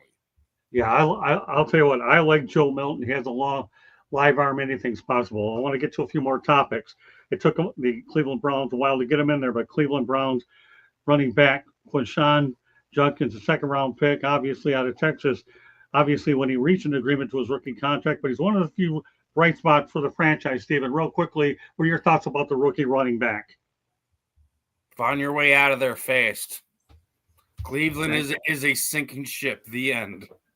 Okay. All right, Marvin. Same thing. It's this horrible leadership, horrible decision making. They got some players on that team, But I don't think that's where you want to be moving forward. Mel? He was drafted in the second round, right? I mean, the talent was never an issue there. He had a little problem where he had to report to camp late. Had a little situation, I believe, but the talent was never a question. Unfortunately, he's gone to a team that is just not very good, and that obviously could play huge in his career and his future here. I don't know how many more opportunities they're going to give Stefanski. I mean, I don't know what he has on the ownership down there, but obviously, he's learned something from Marvin Lewis. He's got something. He's got some receipts somewhere where he's able to year in and year out be able to keep his job. They keep talking about how he's a great this and a great that, and I haven't seen it. I'm not one to call for anybody's job. That's not my job. But what they're doing out there, they got beer goggles down there in Cleveland. I mean, they got probably the greatest defensive player in the league, and he's just wasting in Cleveland right now. Because we'll never know whether he's one of the all-time greats because he's never going to get an opportunity to prove himself in the postseason because they can't get there. Right. Great points. Candy? Let's face it. He played his college ball for Ole Miss and then Ohio State. He's won a national championship. He so far has 486 rushing yards, 5 rushing touchdowns, 12 receptions, 60 yards receiving yards. But where does he play? He plays in Cleveland. I wouldn't want to be drafted in Cleveland. I wouldn't want to go to Cleveland. I don't even want to visit Cleveland. I don't even need to visit Cleveland. But so if he can find himself any place else to get traded to, although there are a couple other teams I wouldn't want to get traded to either. There's a couple of them. But hey, go out there and shine and do the best you can with what you've got there so you can, maybe you'll be trade bait and can get moved on. Tommy? Yeah, I'd hate to be a Browns fan. It's a dumpster fire, and it's too bad for any guy that gets caught in that franchise. All right, well, let's go transition to Myles Garrett's the first player in NFL history with 12+ sacks, 6 seasons. We'll go back to you, Tommy. It's unfortunate that his career is there. Great numbers there. It's just too bad that he's the Joe Thomas of Cleveland Browns defense. Great go. player and never going to get any credit. Candy? Yeah, again, I mean, we've talked about it numerous times. The one place you don't want to go to play is Cleveland. I mean, it's just they're not developing players. They're just not a good football team, not a good franchise. So, I mean, kudos to him for reaching, that milestone. But just think what he would have done had he been on a better team. Yeah, that's unbelievable. 12+ sacks in 6 or 8 seasons. It's surreal. Mel, you already talked about it. You want to add to that? No. Okay. No, I'll leave it at that. Marvin? Yeah, he's not a victim. He chose to re-sign with Cleveland and get that money. He's where he wants to be. Believe me, he can wipe his tears with his money. Guys, he's out there balling. He's doing his thing. He looks great, putting up numbers. It's great to see an athlete, sign the big deal and get their butt kicked every week, but still show up every week at the same time. So he's a real pro. I give him that. He's a hell of a player. I don't think it's a secret. I think people know how good he is without question, but don't feel sorry for him. He's doing what he wanted to do, and that's signed a big contract, and that's it. Steven? Yeah, I'm with Marvin on here. You don't sign the contract. We're not having this discussion. We're talking about how he's a game changer wherever he winds up being traded, whether he got traded to Dallas, Philadelphia, sent out to LA, whatever.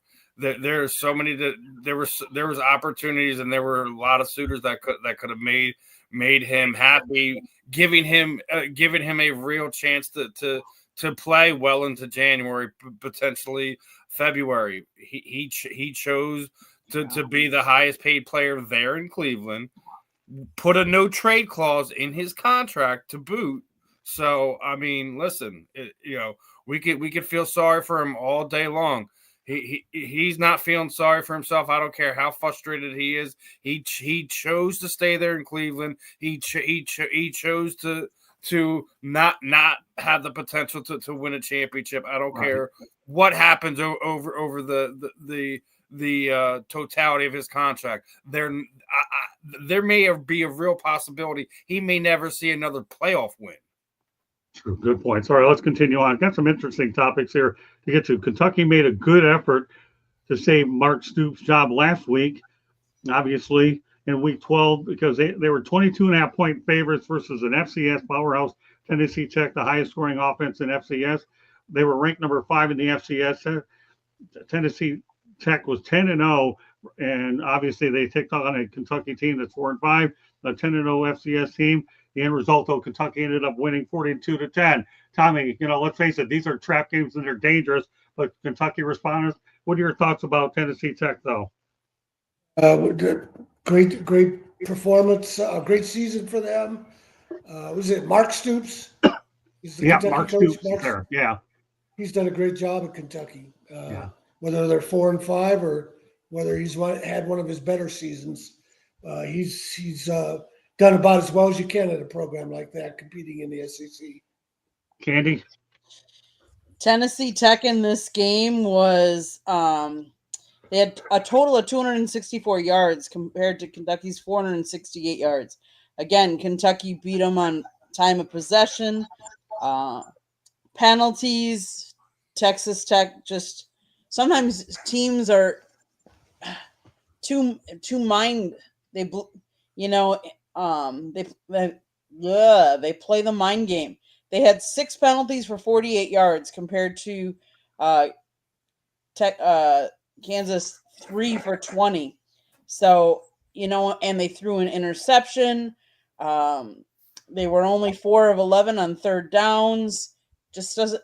I didn't watch the game, but it just sounds like they just didn't. Their offense just wasn't clicking, and Kentucky's defense came to play. Kentucky needed to win really bad to get closer to bowl eligibility. Mel? Yeah, Kentucky's a tough place to win. Talk about a basketball school. That is a basketball school. First and foremost, that's basketball country. So what Mark Stoops has been able to do there has been incredible. And I hope he gets to continue to do it there. He seems like he likes it there. And when you get a coach who likes it, Kentucky, they understand who they are. They're not going to be, they're not going to be in the top part of the SEC. And, maybe every 10, 15 years, they might have an opportunity and they'll get, close to 10 wins or something like that. But I think if they can just stay bowl eligible, I think they're happy there. And the basketball team continues to compete. But, what Mark Stoops, that's a tough job. He took on a tough challenge there, and he's made those guys competitive week in and week out. I think they're 500 right now. Right. Win another game, they become bowl eligible. So, that's all you can ask for out of a program like Kentucky. Yeah, he's done a really good job. I hope they keep Mark Stoops. Go ahead, Marvin. Listen, the SEC has its own group of blue bloods just for that conference. And the fact that this guy can win enough games to be bowl eligible at a basketball school that does not prioritize football says a lot about him. Those Stoop boys, them Stoop brothers, they can coach without question. And to echo what Tom said, when you look at who they are and just what they put into it, he does a great job. Okay, Steven. Yeah, pass it out. What's that? Pass it out. Okay, no problem. Next topic. I'll tell you, this one I really like here is a high school. Get this. We're talking about high school. The number 4 ranked team in America just lost to a 2-8 team. They beat in the regular season 48-0. I'm referring to St. John Bosco, the number 4 team in the nation, and beat Orange Lutheran 48-0. Guess what? 2-8 Orange Lutheran beat St. John Bosco 20-19. Tommy, I brought this up because I know at times you like to talk about high school, and we don't give the high schools enough publicity, but this is an opportunity that any team can beat another one on a given day, no matter how bad the records are or how high the rankings are. Yeah, well, I don't know too much about those teams, but they're both private schools in California, so they're both recruiting some of the best talent in Southern California. So, yeah, 2-8. That's pretty drastic. Yeah, it is. To Why I made win. That's why I made the show, Tommy. It is drastic. Number Yeah, four. I have no idea what happened there. Yeah, no, I wouldn't either. I stand a better chance of winning the Rubik's Cube than trying to figure this one out. Candy, go ahead. You know, we've talked about it on the college level and the pros level. Any given team on any given day can beat any given team, and that's why you play the game. And you know, everybody goes out there and tries to give it their all, and sometimes it works and meshes, and sometimes it doesn't. Like, look at Jared Goff. He was not on this game against the Eagles, but the Eagles defense was. There's two teams playing out there, so you just never know who's going to win. Kudos to the team that won, though. Mel? How was it that they end up playing each other twice? So they played each other twice this year? Is that what you're saying? Yeah, evidently they did. Yeah. So a 2-18 made the playoffs or something like that? I mean, how does that happen? I have no idea. It happens in small conferences. That's normal. Everybody goes to the playoffs. Oh, is that what it is? Okay. Yeah. Yeah, I mean, we talked about it, man. You never know what's going through a 16-year-old kid's head. Obviously, you know, they probably were looking forward to the next game and didn't take that team seriously because they'd already beaten up on them earlier in the year. And, you know, they probably, you know, just obviously overlooked them. Coaches probably did too, because, you know, coaching has a lot to do with it as well. And they might have been looking forward to the game after and just thought that, you know, they had that game won. All they had to do was just show up and the other team would lay down and they would win. And, you know, all of a sudden they realized after they got punched in the mouth the first play that they were going to be in a dogfight. And unfortunately, they just weren't ready. Marvin? Yeah, St. John Bosco, they're known as Big Bad Bosco, football powerhouse. They've been, you know, a top 5 team the last couple of years. I think they won the national title last year. They put out big time athletes, USC, UCLA, Notre Dame, Alabama. Everybody's recruiting these kids, you know, and what you saw, as Candy said, is, you know, any given Sunday, David beat Goliath. That really happened. It's unbelievable. Bosco is one of those teams that ESPN is on ESPN that they fly all over the country to play the various teams. So that's who they are. One of my ex-teammates at USC, Darnell Lacey, is their secondary coach and does a great job at that. But this is a major upset. It's huge. You know, it would be like the '85 Bears losing to the current New York Jets. You know what I'm saying? It's a big deal in high school football because Bosco is the real deal, but they got beat by King David. Steven? Pass. That's good. Okay, there you go. I knew that would be one that at high school it is what it is. All right, let's talk Kansas City Chiefs and one-score games. These are going to be rapid-fire questions. I want to get as much as we can. The one-score games last year, they were 11-0. This year, they're 0-5. The Broncos obviously are, when you talk about one of the top dogs in the AFC West, but the Chiefs' worst start since obviously since 2015 at 5-5. Real quickly, Tommy, what are your thoughts about the way things are working out for the Chiefs? Yeah, you know, every team runs its course. The Chiefs have been on top for a long time. Chargers and Broncos have been chasing them, and they both put together good rosters to compete with them. So that's just football. Candy? Again, any given team on any given Sunday can go out there and beat them. So you just never know. Sometimes teams luck. Sometimes the ball bounces their way. You just never know. And right now the Chiefs are on. Everybody was gunning for them. Let's face it. The Chiefs have been the standard for how long? So everybody's gunning for them, and now they're losing a couple of these that before they were winning. Yeah, that's true. Andy Reid, tough job. Mel? Yeah, the Chiefs have been they've had the bullseye on their back for a number of years. Where they've been the 4 out of 5 last Super Bowls or something like that. I mean, they've been the gold standard in the AFC for a long time. You know, at some point in time, that run was going to come to an end. The Broncos are playing extremely well. That division is getting tough. The Chargers are coming along. We still got guys over there in the eastern part of the country that have to deal with as well with Baltimore and Buffalo. So right now they're having a difficult time in their division, and you know the way it's looking right now is they may not even make the playoffs this year. So you know, one thing that Marvin knows, it's hard to win. You know, it's hard to win in the NFL, and the margins are slim, and you just you know, especially when you have a bullseye on your back, and that was a big game for Denver. And you know, they're playing it like it was a Super Bowl, believe me. And I don't think that the Chiefs were looking at it as a playoff type game or a Super Bowl type game, but Denver was. I mean, they're looking at it, hey, if we can beat these guys, and we can show that we've arrived because we beat the last two the last two participants in the Super Bowl when they beat Philly, and then now they come out here and they beat Kansas City. You know, that gives them a great boost of confidence for the last remaining games of the season, and they feel like they can, you know, maybe make some hay in the playoffs. And I think Detroit kind of felt like that last year, and then they ran into Washington in the playoffs, and you know that ended up into their Super Bowl hope. So we'll see what happens here. I mean, this is the best part of the season. Like I said, there's a lot of divisional games here that are going to be coming up, so you know, it's going to separate the men from the boys here. So it's going to be interesting to see. 4 minutes left in the show. We're going to go rapid fire. And let me tell you, on next week's show, we're going to talk about Jimbo Fisher coming. Where will he be interested in going? We're going to talk about Kurt Signetti, and we'll also talk about Mike Elko and the trooper that went ahead and got kicked out of Texas A&M. That'll be on next Tuesday night show. So with that said, Marvin, give me your thoughts real quickly about the Chiefs, and then Steven, and then we're going to talk about Matthew Stafford for about a minute, and then we'll wrap it up. Go ahead, Marvin, real quick.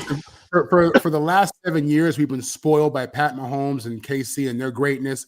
Before that, it was Brady. A lot of us lived through the Jordan era. With that said, you know how hard it is to win a professional game? You know, this week, and then win again next week and next week. You know, it's rare. So what you're seeing is reality set in. You know what I'm saying? They lose players get hurt, players get older, and here you are. Steven. Not surprised at all. They haven't done enough to kind of get any better. They just kind of did the reload thing and run it back, thinking they were going to continue to do things. As you mentioned, they're 0-5 in 3-point games, while the Denver Broncos, I think, are 6-2. So, I mean, it's to be expected. I had them as potentially missing the playoffs. I thought that the AFC West was going to be better. I'm not surprised by this. You can't stay on top and then not make moves to continue to get younger and better. They haven't done that. So I won't be surprised when Patrick Mahomes and Travis Kelce are sipping margaritas in Cancun come January. Great way to end it. Okay, Matthew Stafford, all-time career record 116, 150-1, over 500 first time in his career. Tommy, you glad to see it? Yeah, he's had a great career. And you talk about Myles Garrett. Here's a guy that forced a good trade to enhance his career. Candy? The trade worked for him, and he's, you know, thriving out there. Good for him. He's had a long, good career. Mel?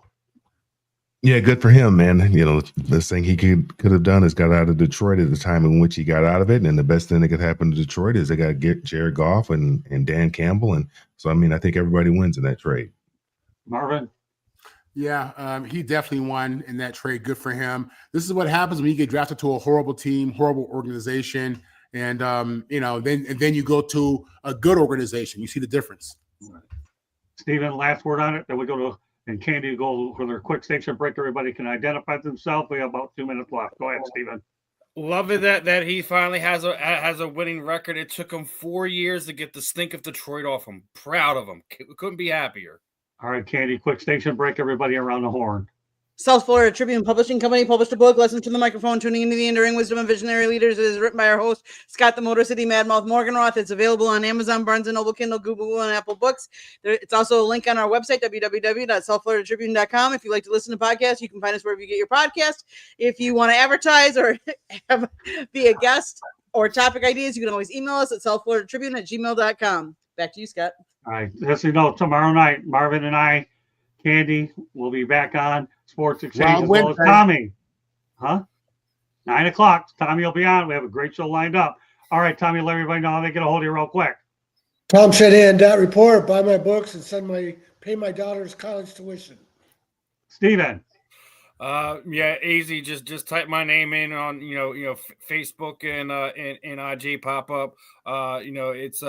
It's Steve Sports Talk 1 for YouTube, X, and TikTok. And make sure you're tuned in tomorrow morning as me, Marvin, and Ben are going to be talking to Mark Patterson, former NFL player, and he also works with Sports Illustrated as well. All right, Marvin, make it quick. Mel, make it quick. Sorry about that. You can catch me with the South Florida Tribune Tuesday night, Wednesday morning, Wednesday night. Marvin on the mic is my handle. Beautiful. And Mel, you got a few seconds to get it out there. Find me everywhere at Melfar Jr.